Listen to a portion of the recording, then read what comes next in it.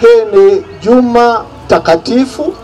Hii ni juma takatifu ambayo kila mmoja wetu anaalikwa kutekeleza yote ambayo tutakuwa nayo katika juma hili.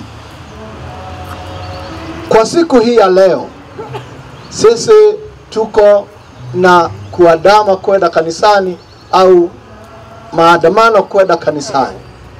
Lakini katika hii procession tunataka kujiunga na wale walikuwa wanashangilia Kristo wakiingia Yerusalemu wakisema, huyu ni mwana wa Daudi, huyu ni mwokozi. Na kwa hivyo sisi ni lazima tuwe na imani, na pia vitendo vyetu vionyeshe ya kwamba sisi tuko na imani katika maisha yetu. Na yeye anajifanya kuwa Mungu, bali yeye ni binadamu tu. Lakini swali ni hili: Kenya yetu pale tuko,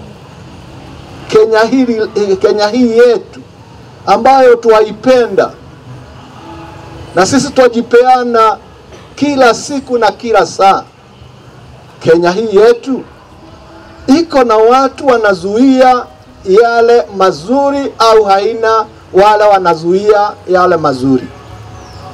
Sitasema ni nani anazuia, lakini kile tunajua ni kwamba katika nchi yetu hii ni watu wengi wanateseka katika nchi hii yetu kwa wakati huu. Kwa hivyo siku ya leo sisi kama Wakristo ni vizuri tukiombea nchi yetu. Ni vizuri tukiombea nchi yetu. Tuombee nchi yetu iwe na mazuri. Tuombee nchi yetu iwe na uongozi bora, kwa sababu kwa wakati huu unasema, na ni vizuri niseme kwamba hakuna uongozi bora. Uongozi ule uko ni kama ule ulikuwa na wa makuhani na waandishi kwa wakati ule Yesu alikuwepo.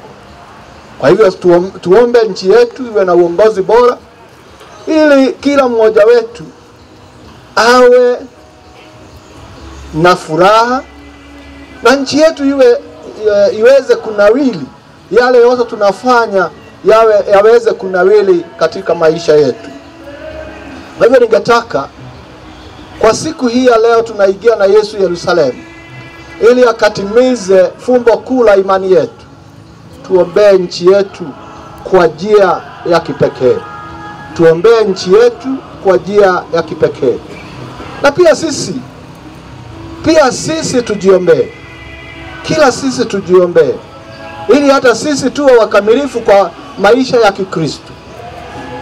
Tuwe wakamilifu katika maisha ya Kikristo, kwa sababu haitoshi kwenda kanisani na maisha yako hayako kamilifu.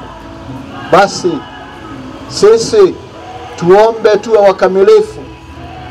Hata tukiwa tunatembea kwenda kanisani, tuombe Mungu atupatie neema ili tuweze kuwa wakamilifu katika imani yetu. Na kuwa wakamilifu ni kuwa na upendo wa Mungu na upendo wa jirani zetu katika maisha yetu.